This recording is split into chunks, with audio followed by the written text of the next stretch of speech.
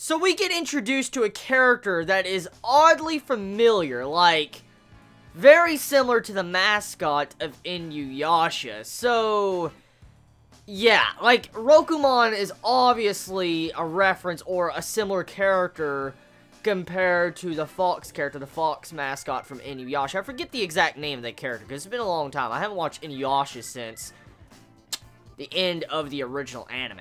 So, yeah, it's been a long, long-ass time. So, I forget the name. I know it starts with an S, but the character design of Rokumon is obviously either a similar character, similar design, and stuff like that, or kind of a reference towards or a nod at that character. Probably a bit of both, but clearly the mangaka is using elements from the previous series that the mangaka wrote from Inuyasha. I mean, I've already pointed out the obvious, similarities, but with this episode, we're introduced to a character that is very similar to the mascot of Inuyasha. So, what is this episode? How is it? Is it good? So forth, so on. So, before I get into that, I actually want to take a few moments to talk about, why this review is slightly a little bit late compared to how it usually is. So, apparently Crunchyroll picked up the series, and it's starting to be translated on Crunchyroll, and it'll be coming out now around, early Wednesday morning, around, 2 or 3 o'clock in the morning, which, that's too damn early. That's way too fucking damn early. What the fuck? But, it comes out, 2 to 3 in the morning, and, I used to, when I reviewed episode 1 and 2, the episodes came out on a Saturday or Sunday. I don't know why they're taking so long to be translated, but anyways, yeah, that's why there hasn't been any review of, this series, because it wasn't translated. I don't think a fan translation really picked it up in these past couple days, because they realized that Crunchyroll is picking it up and going to be translating it. So, yeah, that's why this is kind of late, and this is why it's late today, because it came out at 2 in the fucking morning. I'm like, nope. So, yeah, this episode of Rinne, episode 3 to be exact,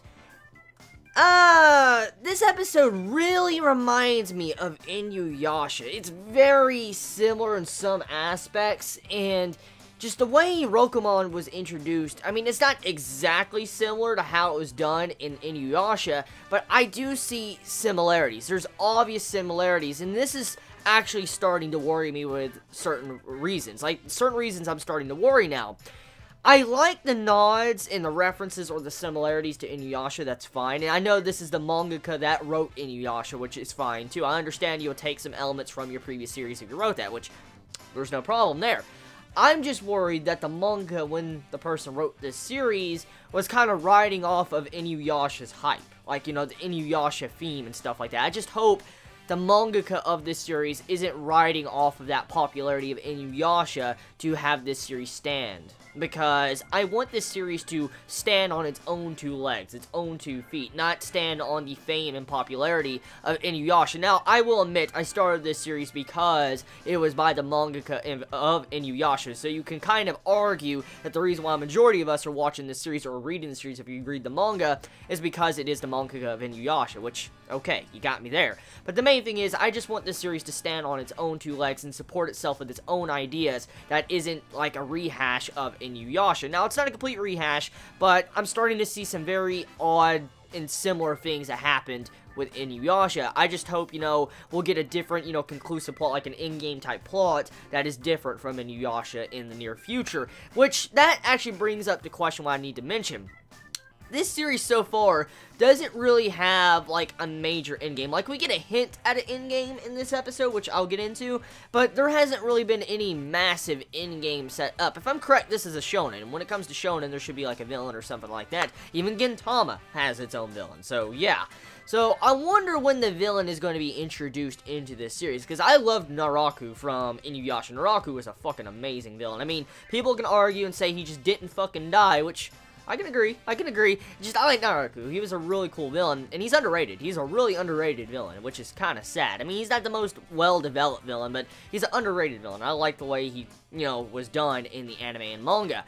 So, anyways, getting back on topic, I just hope we get a very good villain in this series, and I hope we get a very good endgame, because the endgame, or some hints at the endgame that was done in this, was that our main male character, Rinne, needs to pay off the debts of his grandmother, the decision that his grandmother did. For instance, his grandmother decided to extend this human's life by 50+ years, and she married this human, and if she doesn't, pay back this quota, her debts will be passed on to her children.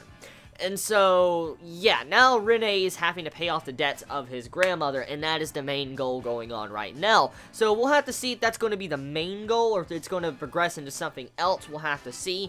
But the episode overall, it was enjoyable. I had a lot of fun with it. I'm just hope that this series can deviate from the heavy Inuyasha vibes. That's it. That's it. Like I said, Inuyasha is an amazing fucking series. I just want this series to stand on its own 2 feet. So tell me your thoughts. You have a wonderful day or night wherever you live. Please be safe. Chibi out.